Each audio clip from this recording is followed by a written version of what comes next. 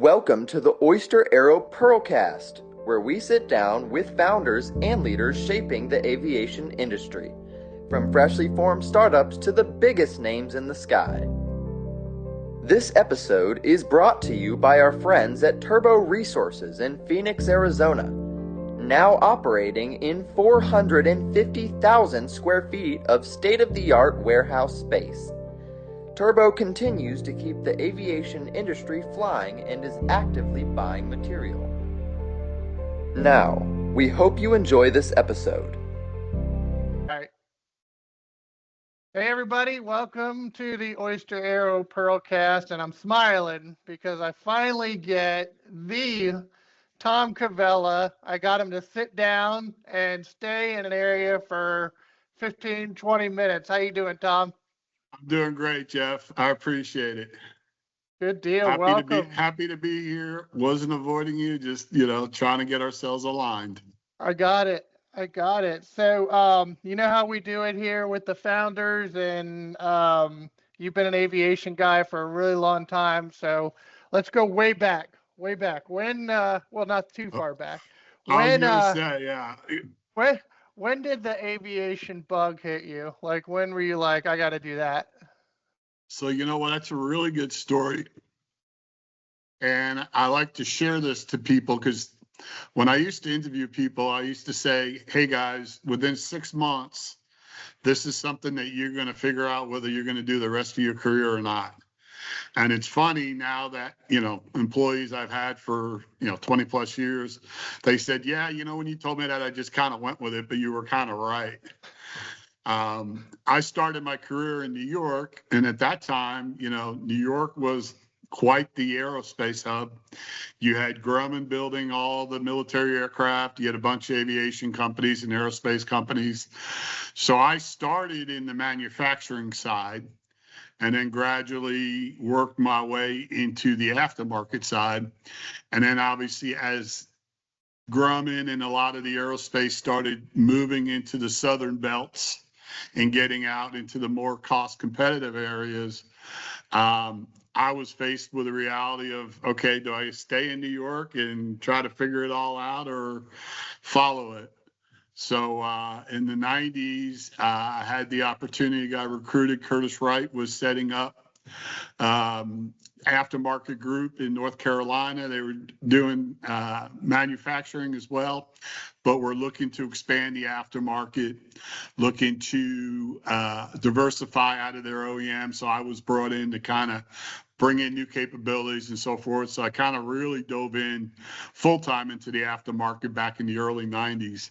Yeah. But what's funny now, you talk about the years, I guess I know I've been in the business for a while because when I go to conferences these days, now I'm meeting friends of mine's kids that are now in the business, And then, when people start saying, well, how long have you been doing this? I sit and say, probably longer than you've been alive. So, I used to feel good saying, yeah, I've been doing this 25, 30 years. Well, I'm past that now. Now I just kind of use the average. Yeah. But I always hear ever since the Wright Flyer flew, so anyway, I wouldn't put you that far. So no, don't go that far.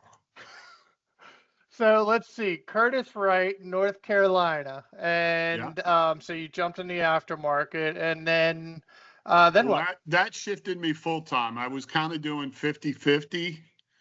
And like I said, the last place I worked in New York was a division, a landing gear facility that was owned by BBA. They shut down the facility in New York and actually didn't go down south. They decided to move it up to New Hampshire. So I made the decision I'd rather go south versus north. So I moved to North Carolina. And was part of the group that really put Curtis Wright on the map from an aftermarket perspective. We were traditionally doing OEM products, and then we started expanding outside of that.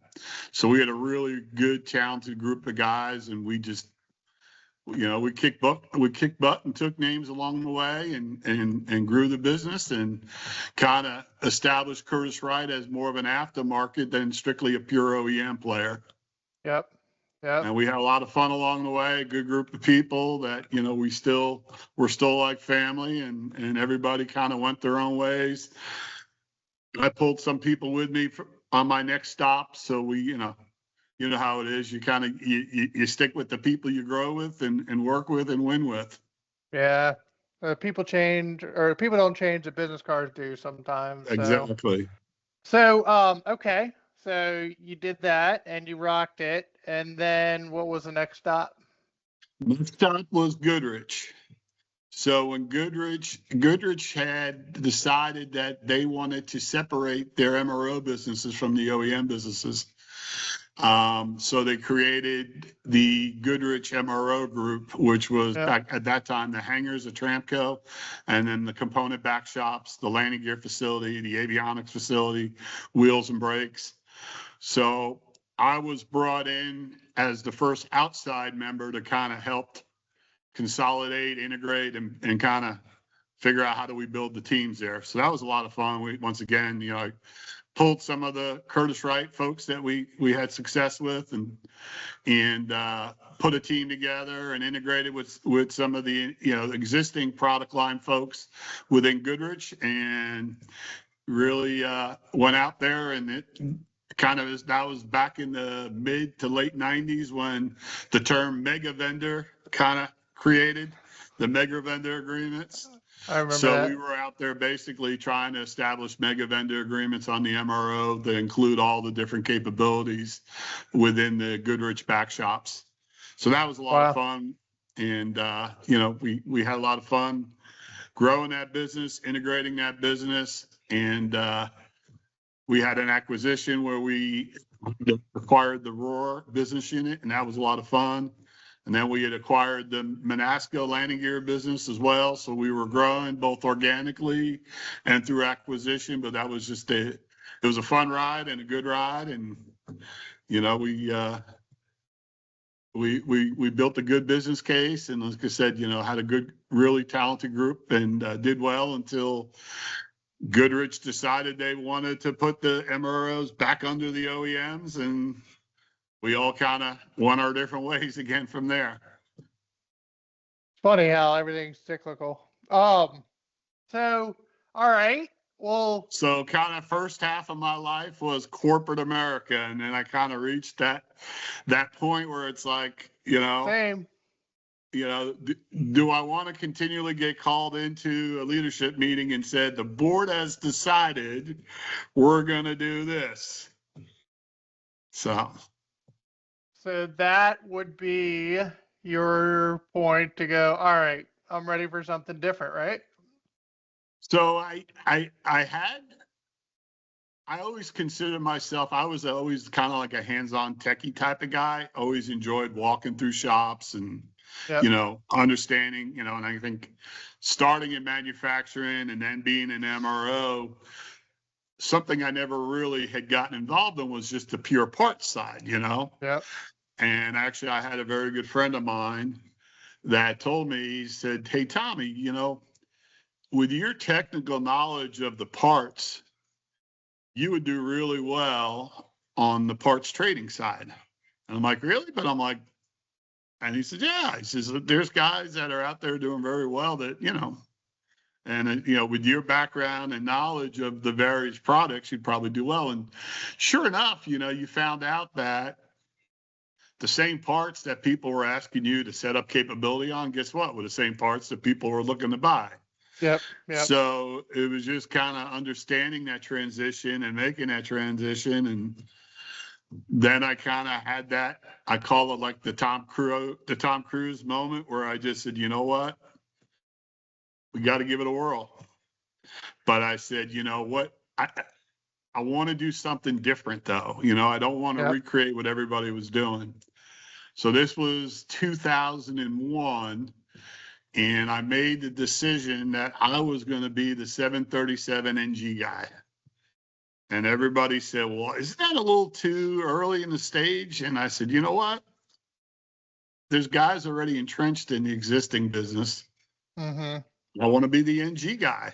Yep. So I really went back old school. I was able to get my hands on a 737 NG CD IPC, and got rid of my suits and ties from corporate world and put shorts and flip flops and a t-shirt, and literally just started Googling nomenclatures of, okay, air starters and bleed valves, and started building that up and saying, okay, if I'm going to be in this market, let me get what I know traditionally are the items that are high failure type items, but also obviously try to get some of the higher dollar type items so that you create an identity of, hey, if you need an ECU on a 737 NG, You're the guy.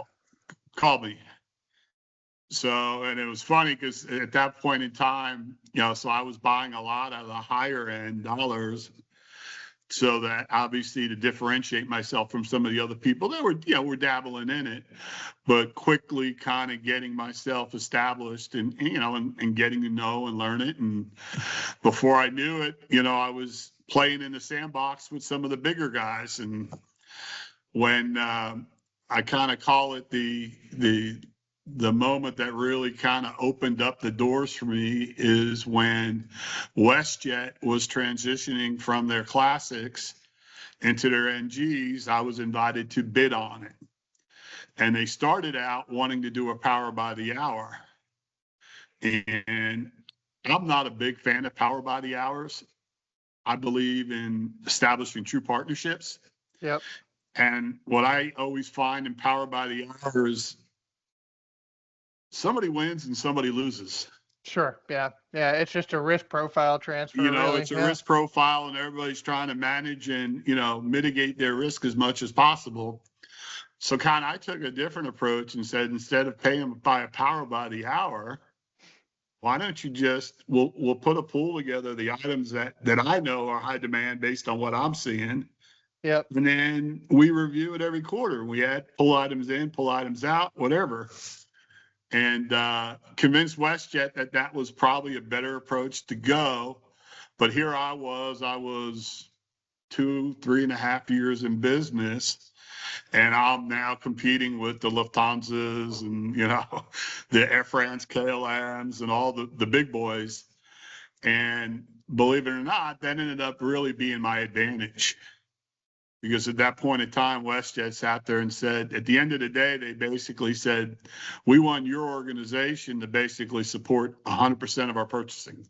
And I looked at him and I said, well, that's not what we bid. He goes, well, yeah, I know that, but you'll do a better job of it than we are. And I know that you'll give us the attention and the focus that we're needed. And good on WestJet for sticking their neck out there a little bit. I mean, to this day, that person that made that decision, I'm forever grateful to, and we're still friends to this day. And that then opened up because now I had a letter of delegation from WestJet, and at that point now it kind of opened the door for OEM opportunities for me. Yep. And from there it kept growing. Started with a couple, then more, and OEMs were happy because they were getting more spare sales, and little by little, we started creating this distribution model, but also supporting obviously stuff outside of that. But having that letter of delegation really created an avenue for us to grow the business, establish ourselves with the OEMs, and then kind of continue to grow from there. Wow. I love this story because in the back of my head, a few months ago, I had David Nealman on, who was probably starting WestJet at the time that you were winning business, while everybody's thinking differently. So that's amazing. That's so cool. Yeah, and really good because at that point, WestJet was still small enough. So I mean, we had like a true partnership. You know what I mean? Yep. We did activities together, and we kind of grew and learned along the way together, and help them achieve the success they have. And they obviously continued to grow, and we continued to grow, and so forth and so on.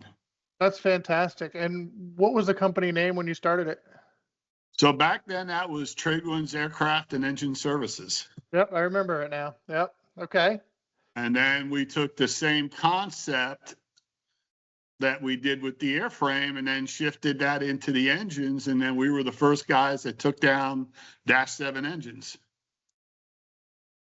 Wow. How was that shift from airframe to engine? Because I know lots of people that want to do it and, are thinking about getting into it and all that. I mean, what was the differences that you? Well, there was an existing engine business Yeah. that I had partnered with, and I had started the airframe and kind of, after 9/11 and some of the other things that, they were primarily JT8, CF650.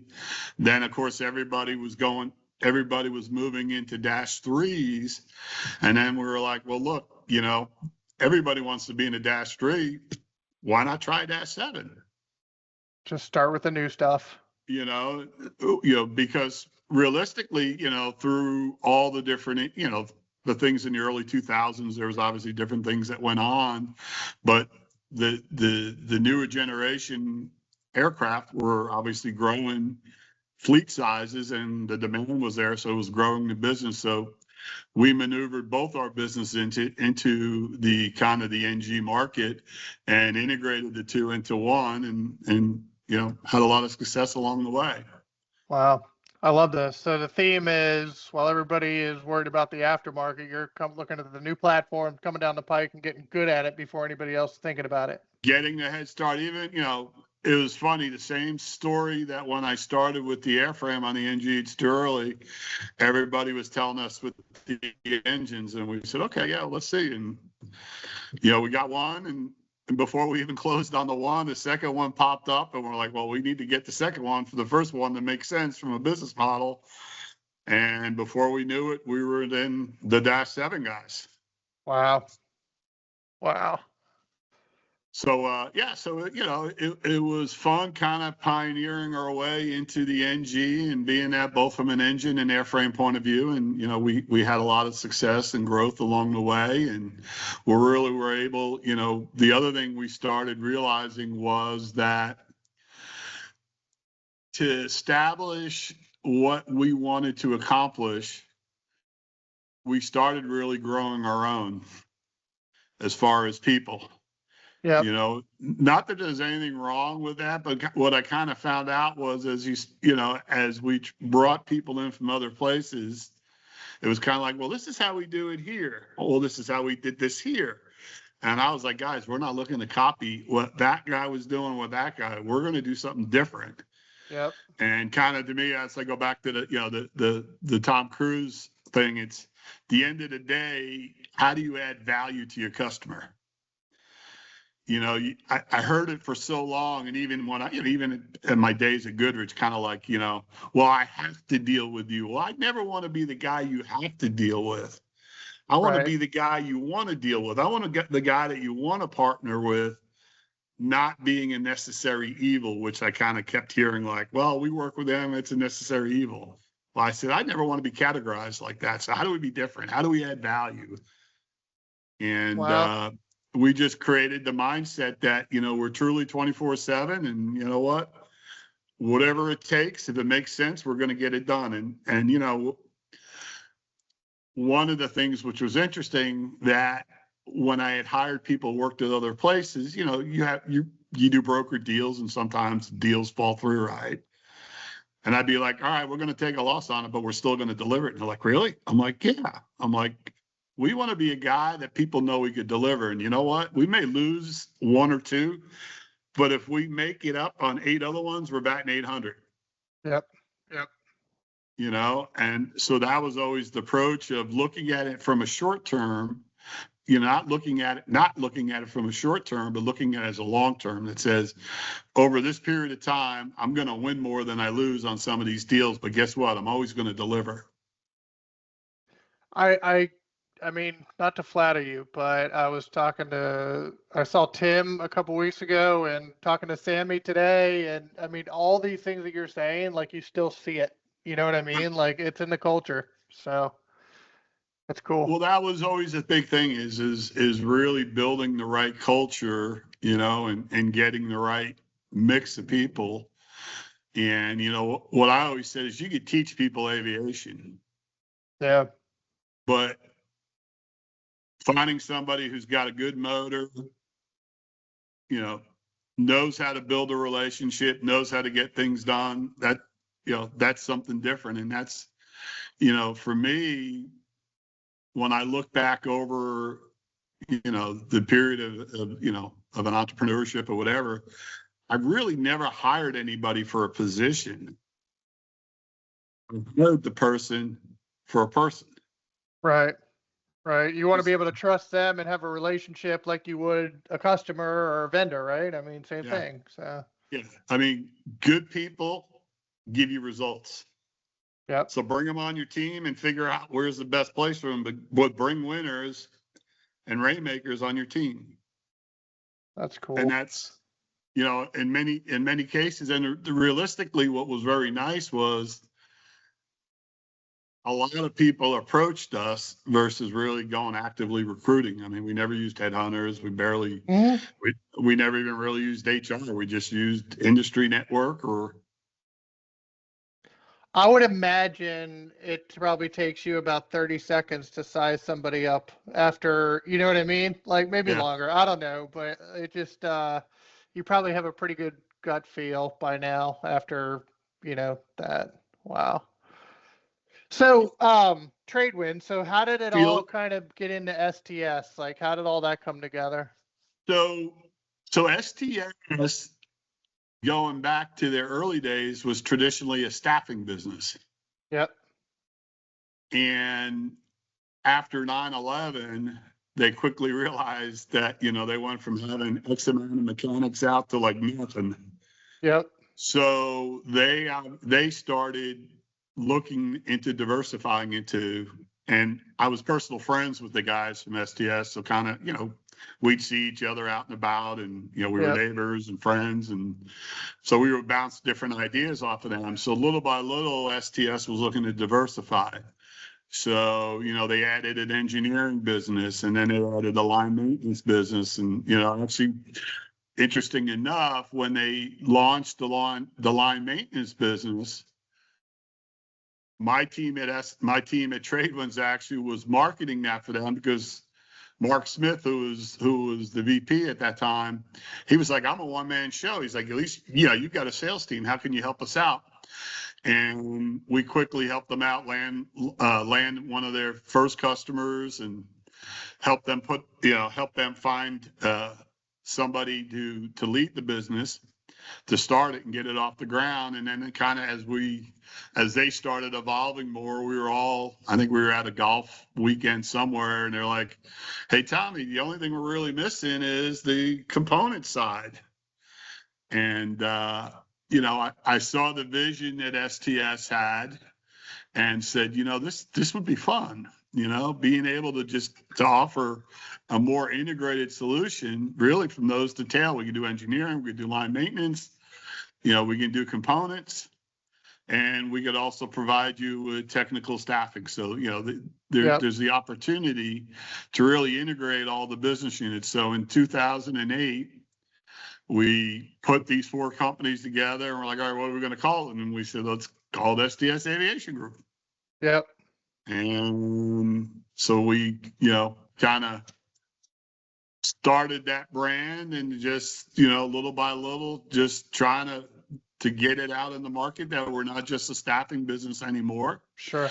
And little by little, we started adding more capabilities. And I think, you know, at the end of the day, we were a bunch of aviation guys, and you know, we had a good network, good service history, and as a result of that, we kind of started getting these phone calls, like when the airlines or MROs really weren't sure how to handle a situation, they would reach out to us.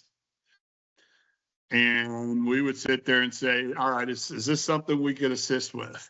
And the one thing I think we were always good at is we never took on more that we felt that we could support, because we felt that the reputation that we all had established over the years was more important than any one deal.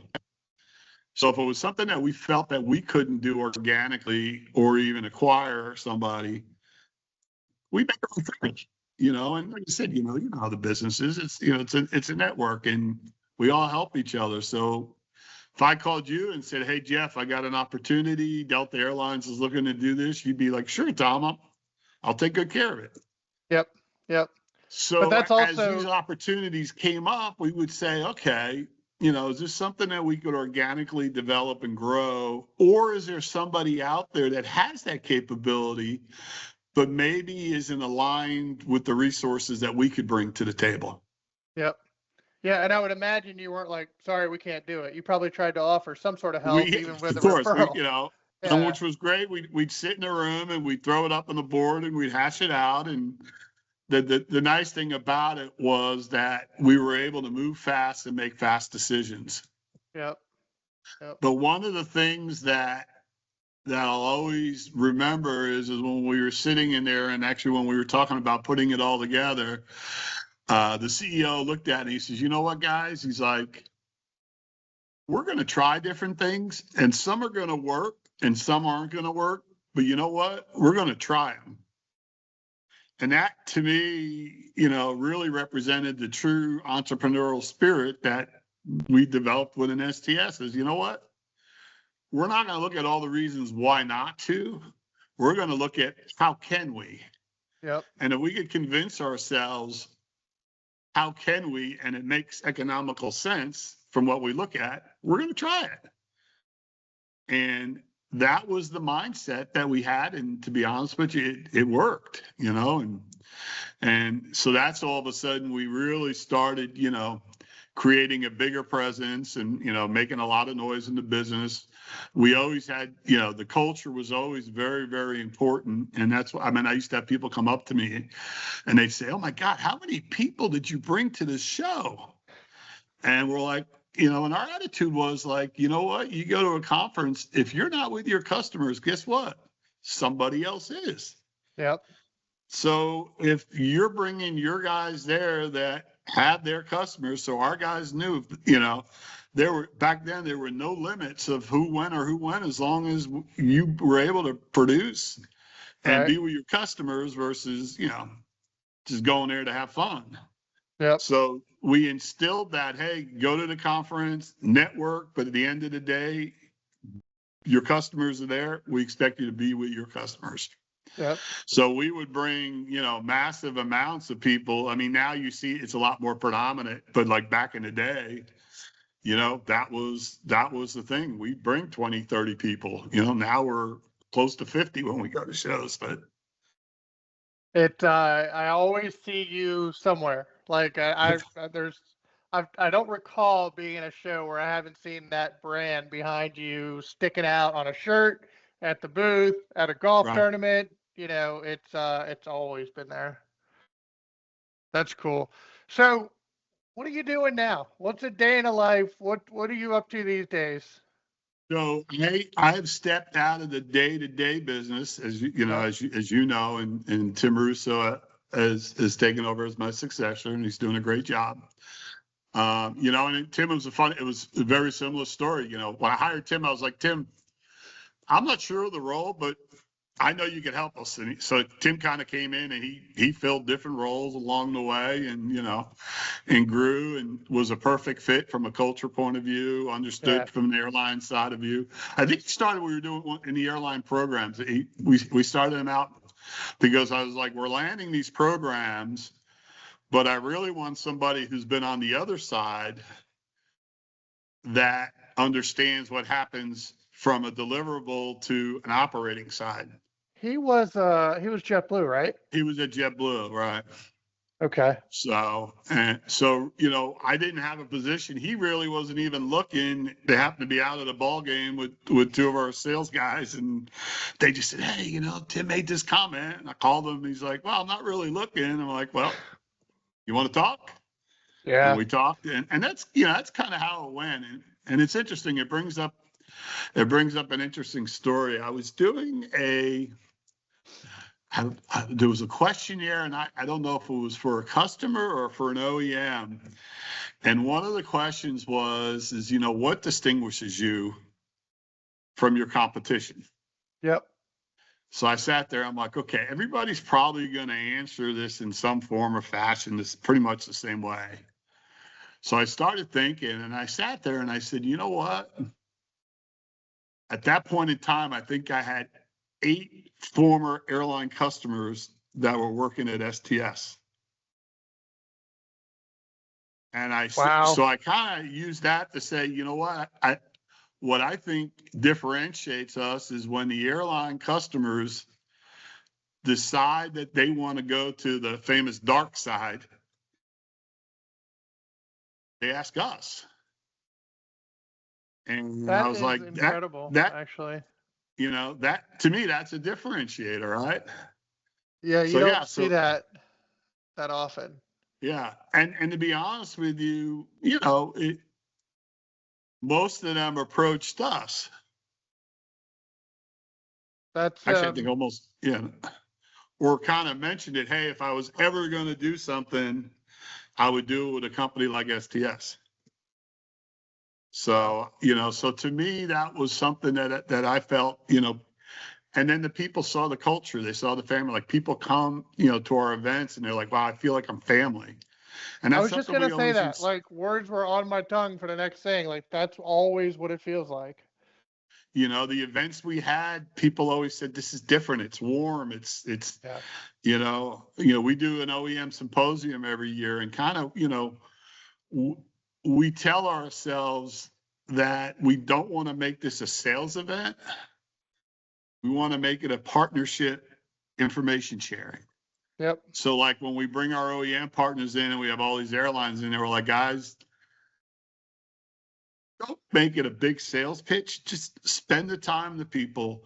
Let them know, here's some of the new technologies or products we're doing. Get their pain points. But make it an event that they feel comfortable with, not marked at. You know what I mean? Yeah. And, till this day, I mean, we've been doing it. I started it, I don't know, probably, well, actually, I started it before 2008 back at Trade Winds. We were doing the dry runs and saying, okay, slowly we're going to build it up. And now it's a full STS Aviation Group event, that we get, a great turnout. We get all our different groups out and we kind of make it a point just to make sure people are aware of the different things within STS. But I still get the notes afterwards. It just says, what a warm event this was, it's great, that I didn't feel that it was heavily pushed on. I didn't feel like raw meat, with people coming up trying to tell me. People were genuine. And I think that's always been a differentiator for us is that we're really a true partner. Yeah. Wow. I mean, this is awesome because I admire you guys incredibly.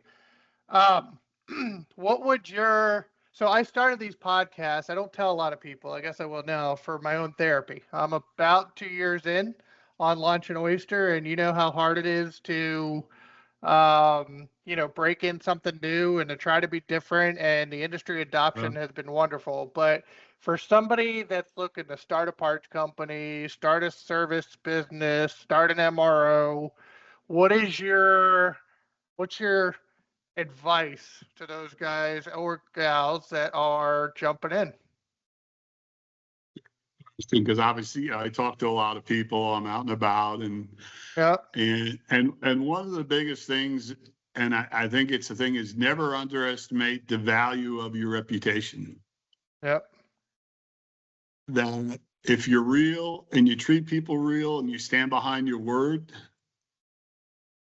that goes a long way. And that's something that sometimes it takes real life experiences to realize.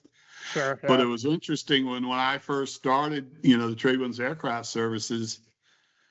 I really was, usually, you start out and you're, COD until you build up credit. I Yep. really didn't get much COD. I get the phone call like, hey, Tom, when are you going to pay me? And I'd be like, I'm not going to tell you 30 days, but I'm going to pay you probably 35, 40 days. And Yep. they're like, that's fine. We got your word. So I tell people, the value of your word, never underestimate it. So that's lesson number one. Lesson number two, surround yourself with the right people, with the right mindset, and build a culture that cultivates what your vision is. It's funny, people would look at it and say, okay, when you look at resumes, what are things that stand out? And, I guess I could share some of my little secrets, so like for me, people who are active in nonprofit and volunteering Yep.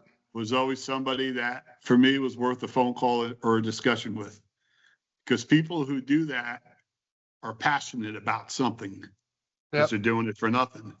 Yep. And it was interesting, actually, I was at the Aero Engines conference and I was talking to an employee of mine that, was very fortunate enough to do well in some investments, and he decided to start his own business. And he said to me, he's like, Tom, he's like, what keeps you going right now? And I said, it's the environment, it's the people, it's the, it's still the art of the deal. But I said, at the end of the day, if you truly love something, it's not a job. Right. And I'm like, so you got to ask yourself that all this hard work you're doing right now, if you weren't getting paid for it, would you still enjoy what you're doing? And they say, yeah, I love it. Yeah. And I'm like, sure. then you're in the right business and you're in the right role, because you got to love what you do. And the other thing is just don't try to be everything to everybody. Yeah. Find your niche. I always used to joke back in the early days before we had all this technology, you had capability books that were in binders, and people would be like, wow, look at that binder, look at those capabilities. But I'm like, yeah, but how many of those are you really good at? Yeah. People would have a 10,000, part number capability list, but realistically, only 20% of them really is what they really did. So kind of, find out what is your core business and capitalize on it, versus trying to be out there and do everything for everybody. Because guess what? You're going to get your challenges, and sometimes that's how you got to start. You got to get the stuff that nobody else wants to mess with. But use that as your path to basically capture the vision of where you want your business to get to. Right. So I enjoy now talking to the new generation of guys starting out, and just kind of saying, don't try to be too big too fast. Find your core competency and be the best at it. But most importantly, have fun.